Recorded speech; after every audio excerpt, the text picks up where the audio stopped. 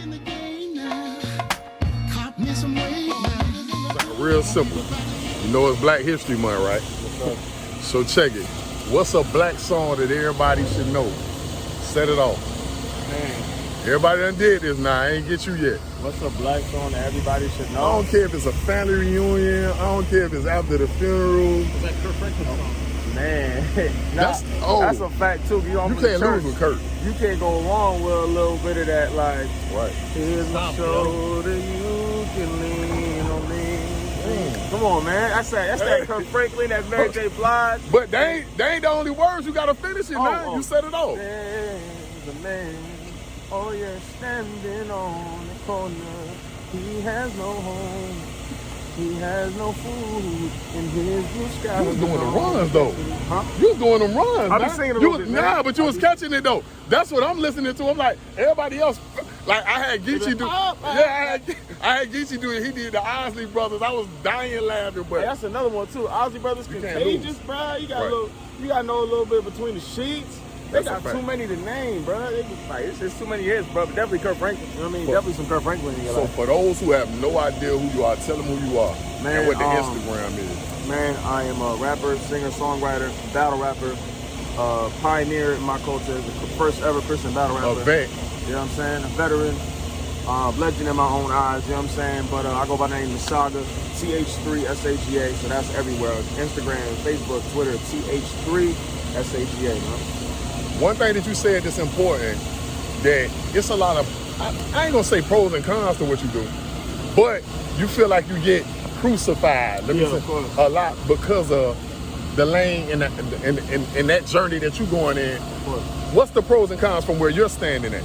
Man, one of the biggest pros is being able to add a different perspective to how people see the church, man. Right. You know, a lot of people have bad experiences with church, you know what I mean? Judgmental pastors, you know, judgmental churches, and they got like the money-hungry pastors and the big mega churches that don't show up to the communities. I didn't grow up like that, you know what I'm saying? So I want to be able to introduce the gospel in a new way to people. So that's one of the biggest pros for me.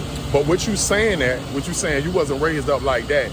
My thing is, do you feel like you got to kind of go into that world or like have an ear for it for those kind of people? Because there has been a lot of damage that the church has done, but there's been a lot of fixing that the church done did in the body of Christ. There's definitely a lot of pros and cons for it, man. I just want to be able to show people, like, I don't know what bad pastor you came across or a church that judged you for how you dress or what you look like or your tats or whatever.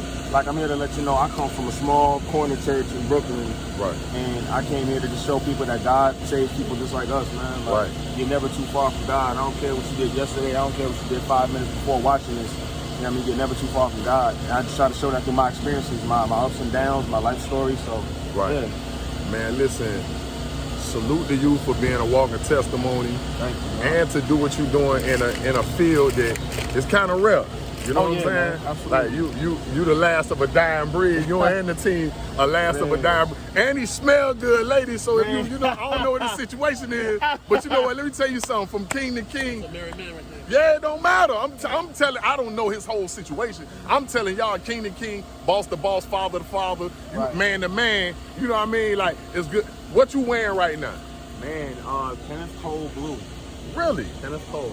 And you know what? If he tested me on it, I would have failed, bro. I done went way over here, way over there. Like, that's one of my favorites, man. Kenneth Cole blue is one of the ones, man. Right. Absolutely. So now, in the battle rap culture, right?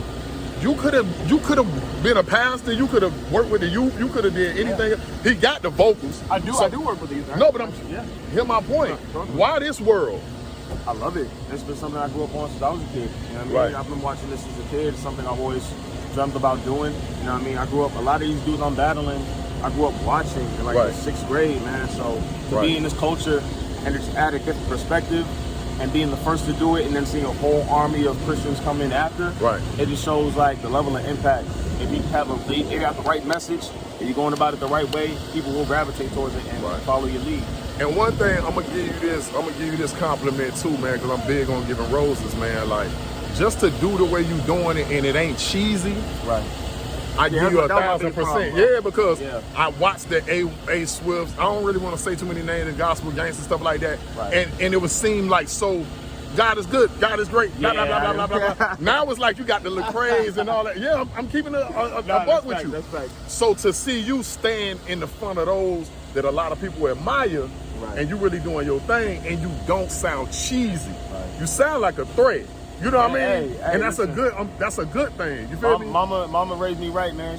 I'll slap a nigga and pray for him. You know what I mean? Right. Just to show people like, yo, I'm saved, but I'm still a man at the end of the day. So it's like I don't want to come off as this like timid. Hey guys, I'm not here to bother you guys. Like, no, I got to stand bold in what I believe. Right. And on top of that, like, I'm from Queens, New York, man, South Side. So like, it ain't easy. You know what I'm saying? But I'm grateful. I didn't want to come in here and be cookie cutter with people. Right. I done seen that before. Right. And I didn't want to be the person that comes in and Jesus could save your life. It's corny. Like, I don't want to do that. And then you're felt. So then there's a lot of people that originally probably wasn't rocking with you, but they like, damn, he really. Not only is he a walking testimony, he really living it. Right. And he just like, he fit, like he ain't trying to, you don't look like you're forcing it too. Right. I just want to say that too. Nah, man, it's just that I understand. Like, I feel like a lot of people disconnect. That's the problem. Some people stay in the church and they try to bring the streets to the church and like, no, come conform to us. Like, no, I can meet you in the middle and say, listen, bro, like I understand what you're going through. Like I done lived in like a freaking hole in the wall. My mom raised 3 kids by herself, bro. Like my dad left at an early age. Like I can understand the struggle, but at the same time, what I was able to do with my problems, my worry, my stress, is I gave it to God, and He was able to, you know what I mean, get me right. So now, what's your end goal like? Is that end goal with battle rap or just like any one of the other end goals? I mean, for battle rap, I feel like my overall mission in regards to making the impact has been done. Right. You know what I mean? I think at this point, I'm just doing it because I love the sport. I feel like there's more, with every battle, there's something that God is leading me to tell them. Right. But, man, just leaving the impact and showing people no matter where you came from, no matter what lifestyle you live, man, like, you can really change the land. I changed the landscape of battle rap. Man. Right. Like, I changed the landscape of battle rap. Like, people may not want to give me the flowers necessary, but at the same time, like, a lot of people weren't having religious conversations in battles before I stepped in. You know what I mean? So I think just showing people that if you stand on something and you firmly believe that God is leading you to that, it can literally make the impact necessary. You know? Right. Shout out to everybody that's tuned in and respect my grind. I ain't planning to get this much out of you before I let you get up out and get back to what you're doing. Right. I always ask everybody this who's been on my show, and then shout out to everybody that's watching too, because I got one of the only shows in Miami that it shows in TGK Metro West and Stockade. That's 3 of our jails. Wow. So I had to grab you. I had to kidnap you for this moment. You, so this deeper than this street ministry, this is jail ministry. Absolutely. You know what I mean? Like, I ain't no gospel rapper or nothing like that, but I dip dab on all sides because I need that knowledge going in the right direction. Absolutely. And I know how powerful the tongue is. And just like they say, it's life and death in the tongue. So you always say something that's like, man, he'll walking fortune cookie.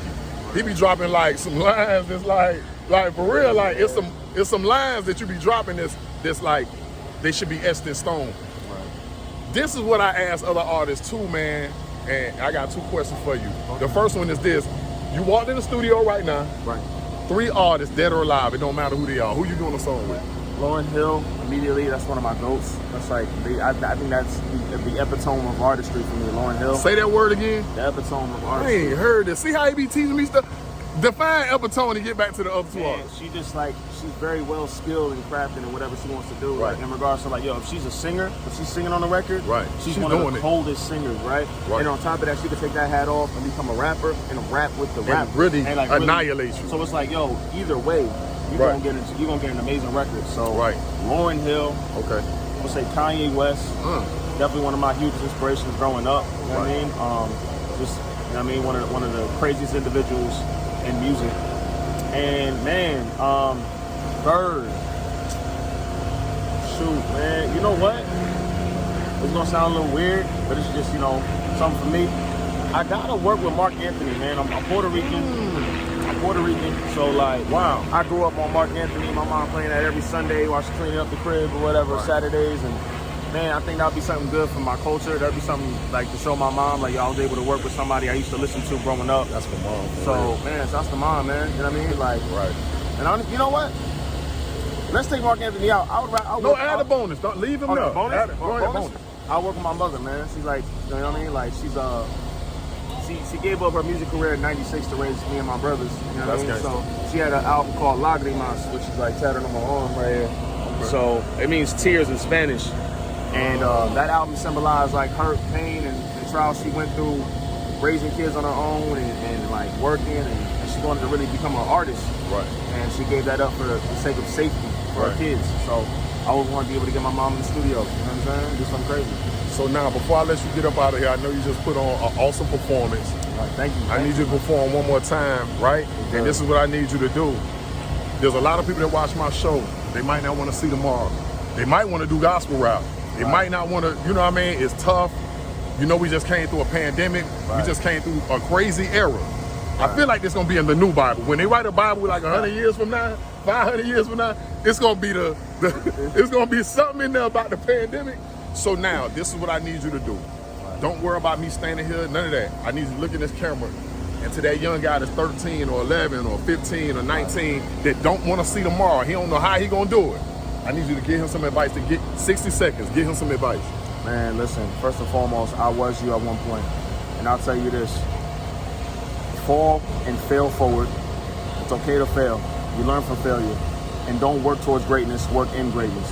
There's already greatness inside you. You already have something amazing going for you. Don't worry about working towards something that's already built in you, man. So just work, and it's okay to fail. It's okay to mess up. That's a part of the process.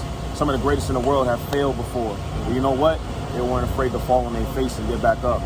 So don't be afraid to fall.